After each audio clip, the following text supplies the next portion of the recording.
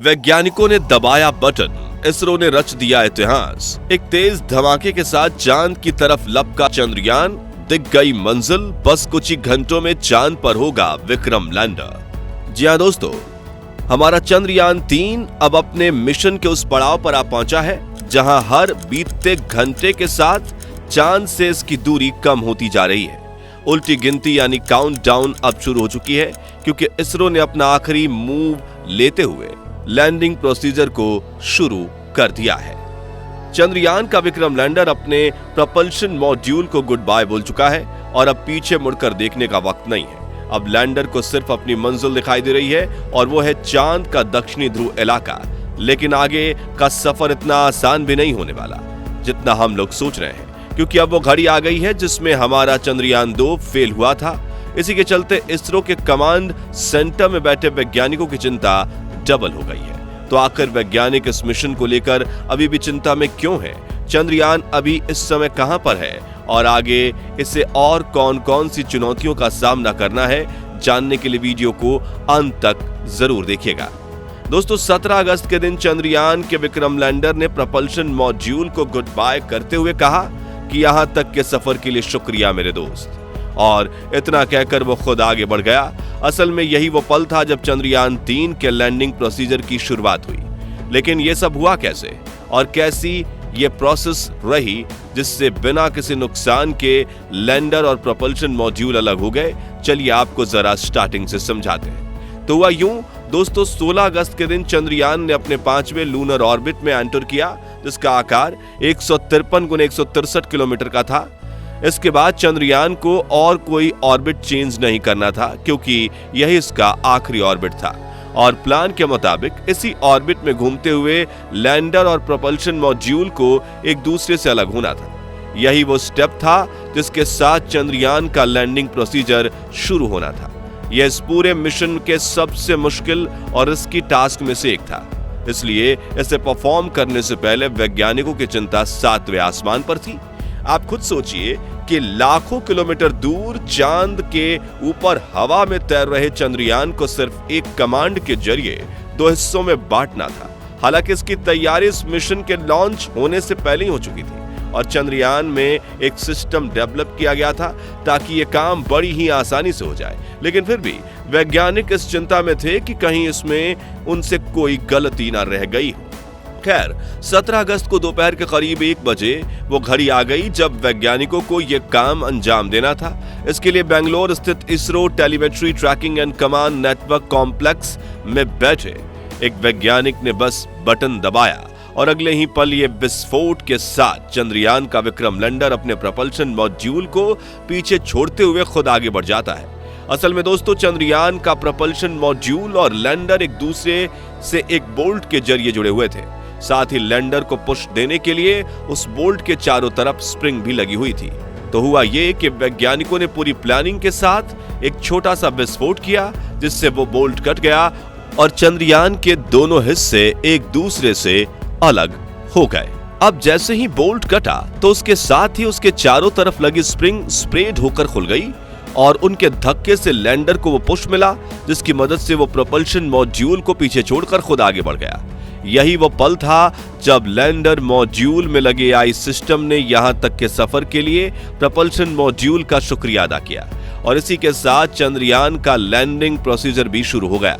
आपको बता दें कि इस पूरे मिशन का सबसे क्रिटिकल फेज है और इसके चलते इसरो के वैज्ञानिक अब 2 गुना चौकन्ने होकर अपने काम को अंजाम दे रहे हैं। 17 अगस्त को लैंडर और प्रपल्शन मॉड्यूल के अलग होने के बाद बारी थी लैंडर की डी ऑर्बिटिंग की, या कह लें डी बूस्टिंग स्टार्ट करने की, और इसके लिए 18 अगस्त का दिन तय किया गया था।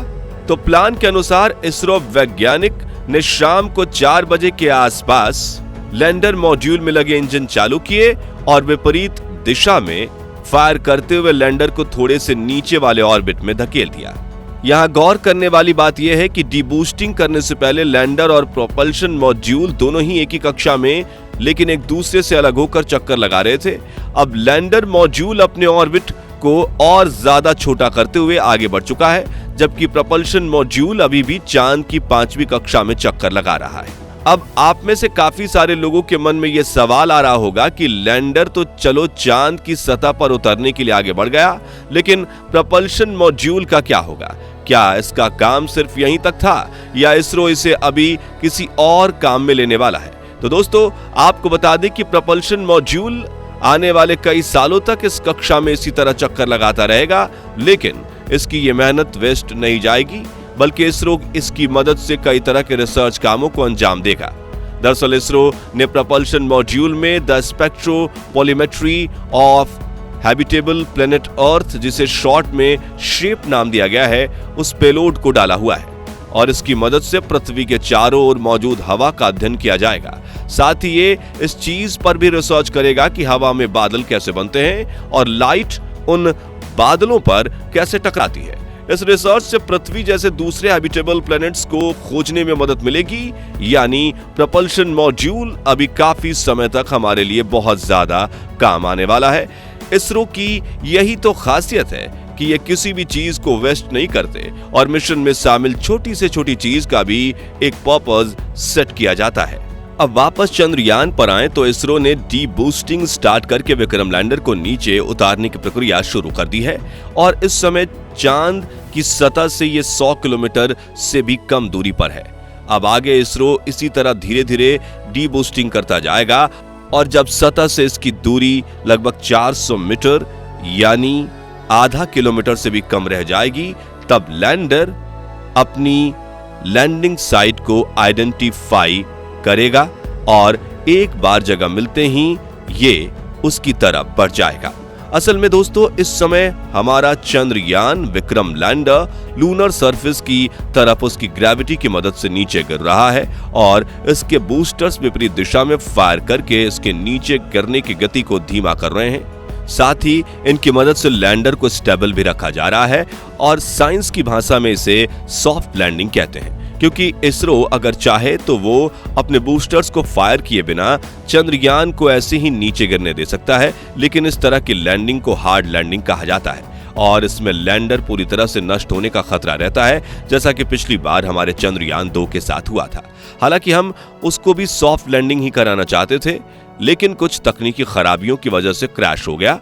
अपनी उन्हीं गलतियों को सुधारते हुए इसरो ने 4 साल बाद अपना चंद्रयान 3 मिशन लॉन्च किया है, जो अब अपनी मंजिल के बेहद करीब पहुंच चुका है। आपको बता दें कि लैंडिंग सॉफ्ट हो, यह सुनिश्चित करने का काम वैज्ञानिकों से ज्यादा लैंडर में लगे ऑनबोर्ड कंप्यूटर सिस्टम और उसके बिल्ट इन एआई का है। जी हां, इस समय विक्रम लैंडर किसी इंसान की कमांड पर नहीं, बल्कि अपने खुद के कंप्यूटर सिस्टम या कहें ऑटो पायलट मोड पर आगे बढ़ रहा है। ऐसा इसलिए क्योंकि पृथ्वी से लाखों किलोमीटर दूर एक्चुअल हालातों का अंदाजा चंद्रयान जो खुद लगा सकता है, वो वैज्ञानिक नहीं लगा सकते। और मान लो वैज्ञानिक को किसी खतरे का अंदाजा हो भी गया, तो जितनी देर में पृथ्वी से भेजी गई कमांड चांद तक पहुंचेगी, इतने में तो लैंडर का काम तमाम हो चुका होगा, क्योंकि सिग्नल को पहुंचने में भी कुछ सेकंड्स का टाइम तो लगता ही है।